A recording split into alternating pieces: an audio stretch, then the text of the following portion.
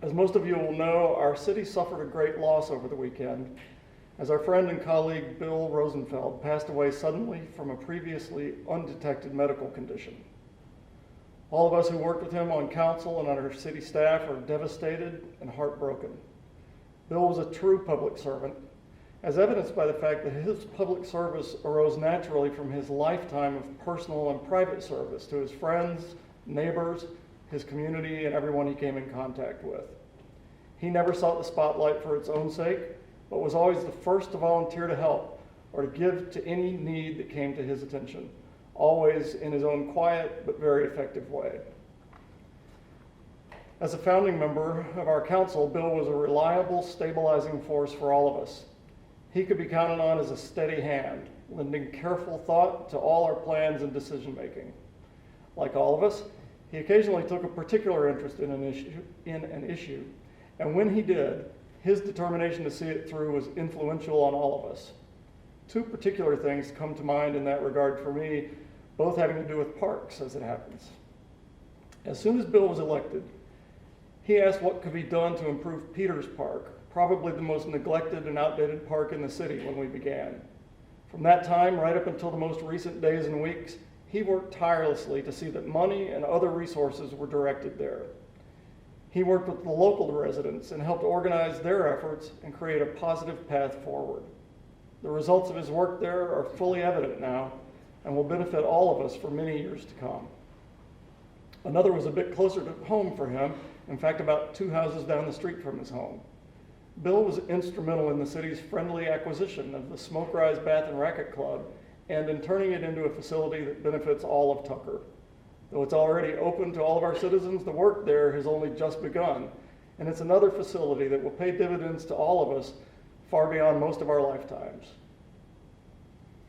Bill was many things to many people, and his involvement in the community is legendary. The Rotary Club, FODAC, the Tucker Business Association, the Tucker North Lake Community Improvement District, our police and fire departments, Smoke Rise Country Club, and untold others benefited from his involvement, his leadership, and his generosity. I think you'll hear much more about that in the coming days. So on losing such a critical member of our community, we ask ourselves, what are we supposed to do now? How will we carry on? And even in our darkest moments, why should we bother to carry on? These are not rhetorical questions. They're quite real and must be answered. So first, we grieve, each in our own way, and in so doing, we help and heal ourselves, but we also help to share the burden of this loss to his family. Second, we remember and acknowledge his many contributions to our lives. As a start, we're flying the city's flags at half-mast until this Friday night, marking 1 week since his passing.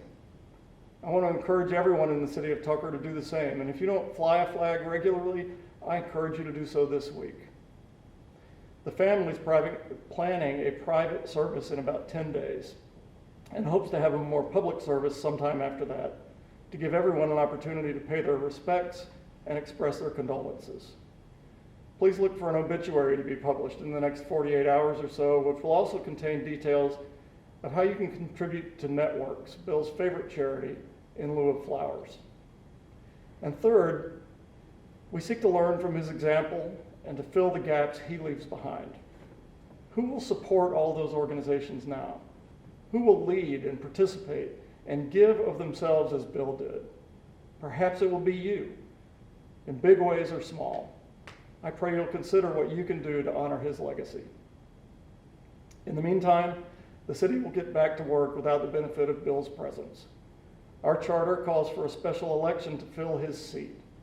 We'll be studying the legal and logistical aspects of holding such an election, and we'll make an announcement of the timing and other details at the appropriate time in the next several weeks.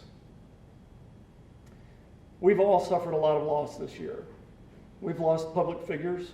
Many of us have lost closely held loved ones. Even the loss of graduations and weddings, births and birthdays and baptisms, and so many other life passages have felt like deaths in the family, never to return.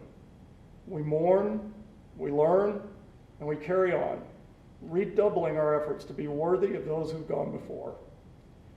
It's hard to grasp, and hard to fully believe when we've taken blow after blow as we have for so many months.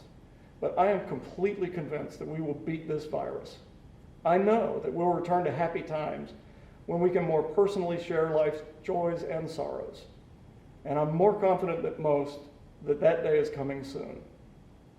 For now, will you please join me in closing with a moment of silence as we remember our friend Bill and all our losses, vowing that we will take the best from their lives and do our best to incorporate them into our own. Please join me.